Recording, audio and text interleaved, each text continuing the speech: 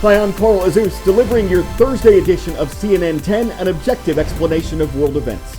We start with new developments from the U.S. House of Representatives. For the second time, the chamber has voted to impeach President Donald Trump. This does not mean that he has been removed from office. An impeachment is a charge, a formal accusation of wrongdoing. The House charge is incitement of insurrection. 222 Democrats, who control the House, voted to impeach the president. 10 Republicans also voted to impeach him. 197 Republicans voted against impeachment. This all centers on a riot that broke out last Wednesday at the U.S. Capitol building. It followed a large rally in support of President Trump. In his speech, one of the things the president said was that the people would march to the Capitol to, quote, peacefully and patriotically make their voices heard. But he later said, quote, if you don't fight, you're not going to have a country anymore. The president's critics say the statements he made encouraged the violence that later took place, and they faulted him for not calling quickly and forcefully enough for the rioters to stop their actions at the Capitol. The president called the impeachment process another witch hunt that was causing tremendous anger in the country, and he said those who analyzed his speech thought it was appropriate. The House impeachment vote came after it voted on a resolution concerning the 25th Amendment. 222 Democrats and 1 Republican voted for a measure that called on Vice President Mike Pence to assume the presidency. 205 Republicans voted against that resolution, and 5 Republicans didn't vote on it. Political analysts say that was a symbolic decision, though, and Vice President Pence said before the resolution was passed that he would not act on it. So what happens next? We don't know yet. While the House decides whether to charge a president with wrongdoing, it's up to the Senate to decide whether or not to convict and remove the leader from office. With 1 week remaining in President Trump's term, it's unclear when the House will send the charge to the Senate, when the Senate will hold its trial, and how senators will vote after that trial is held. Convicting and removing a president from office requires the support of 67 senators, or 2/3 of the chamber. The first president impeached by Congress was Andrew Johnson in 1868. Johnson was impeached for firing Secretary of War Edwin Stanton in violation of the Tenure of Service Act. After Johnson was impeached by the House of Representatives, the Senate fell just shy of the 2/3 vote majority that it would have taken to convict and remove him from office. The second time in our history that a president was impeached was Bill Clinton in 1998. The House of Representatives impeached Clinton for lying under oath. The Senate then tried Clinton and acquitted him. Article 1 is adopted. The third time a president was impeached was Donald Trump in December 2019. Trump was impeached for abuse of power and obstruction of Congress over allegations that he pressured Ukraine to interfere in the 2020 election. The Senate voted to acquit Trump on both articles. Now, Richard Nixon was never formally impeached by the House of Representatives because he resigned first under mounting pressure from the Watergate scandal. The House of Representatives did, however, draft articles of impeachment against Nixon for obstruction, abuse of power, and contempt of Congress.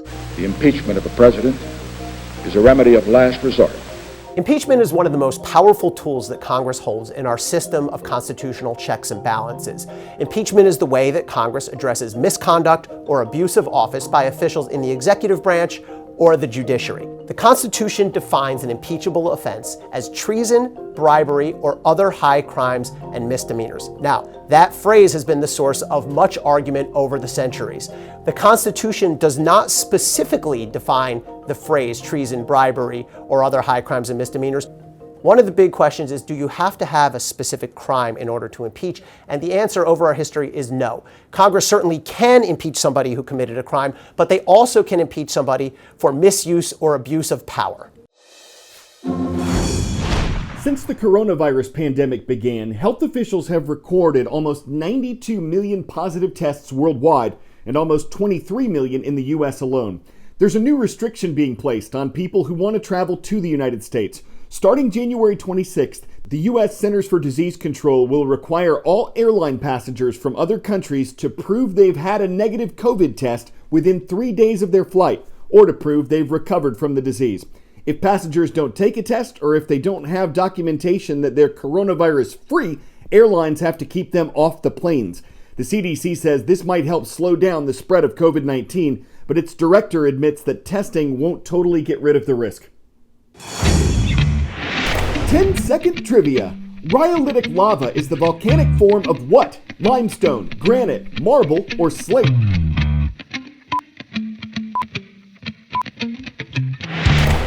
When you're talking about rhyolitic lava, you're talking about volcanic granite.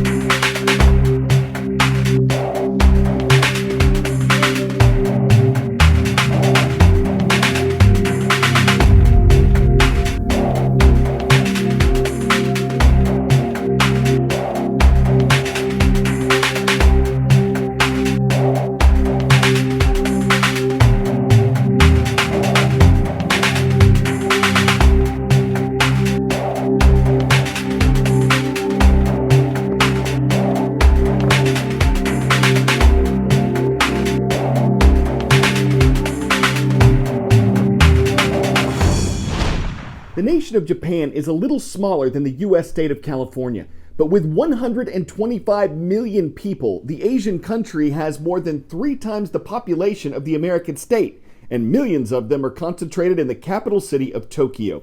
It is here that you will find what's believed to be the world's busiest crosswalk, a place that as many as 3,000 people cross at one time, at least when there's not a pandemic.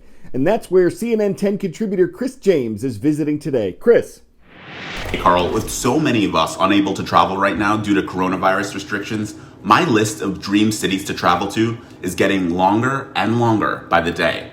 Today I want to tell you about one of the cities on my list, specifically the legendary crosswalk that has come to symbolize the chaotic vibrancy of urban life.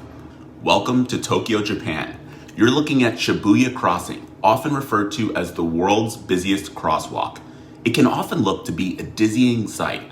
Thousands of people walking in different directions, commuters, tourists, and locals alike just trying to get to where they're going. But for many people, the controlled chaos of Shibuya's scramble is a visual representation of the efficient madness of this cutting-edge city. Here, 10 lanes of traffic and 5 major crosswalks converge with the backdrop of cascading neon skyscrapers illuminating the sky above. Although making your way through this crosswalk can feel like a whirlwind, there's one landmark that serves as a loyal stabilizing force, the statue of Hachiko the dog. Hachiko was in fact a real dog, the most famous dog in all of Tokyo, who would meet its owner at the Shibuya station after he got out of work every day in the 1920s. After his owner died unexpectedly, the dog continued to visit the station every day for nearly a decade. His loyalty now commemorated by the statue and legions of visitors taking selfies every single day. The crossing has been made famous around the globe in photographs and movies, like the Fast and the Furious Tokyo Drift. I still remember watching that movie in theaters and hearing the crowd gasp during that iconic scene of the car drifting through the throngs of people crossing the road.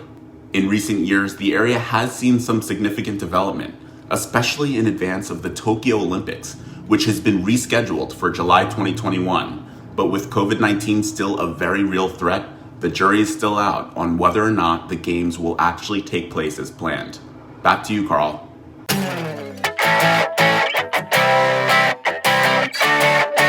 For 10 out of 10, we're going to take some time for the rhyme. That's rhyme ice, ice, baby. If it's foggy out and it's below freezing, the super cooled water droplets in the fog can form ice crystals when they come into contact with objects. Trees are objects, and here's the beautiful winter wonderlandy result. Rhyme ice recently coated the Minnesota countryside, where even in a cold place like this, locals say they don't see it that often. And it's not often that we rhyme our puns. Today, will I take the time? It depends. I guess if the fog can find time to rhyme ice, words of mine can chime some fine rhymes. Nice. For Minnesotans, the scene's mesmerizing. To my mind, the problem's memorizing. Call it brain fog after writing a show that crystallizes challenges rhyming when we go. Wow, I'm glad I got through that. Before we leave you, we are going to make a stop today in Frankenmuth, Michigan. It's where we heard from Frankenmuth High School. We hope you guys are doing well and staying warm. Thanks to everyone for watching. I'm Carl Azus for CNN.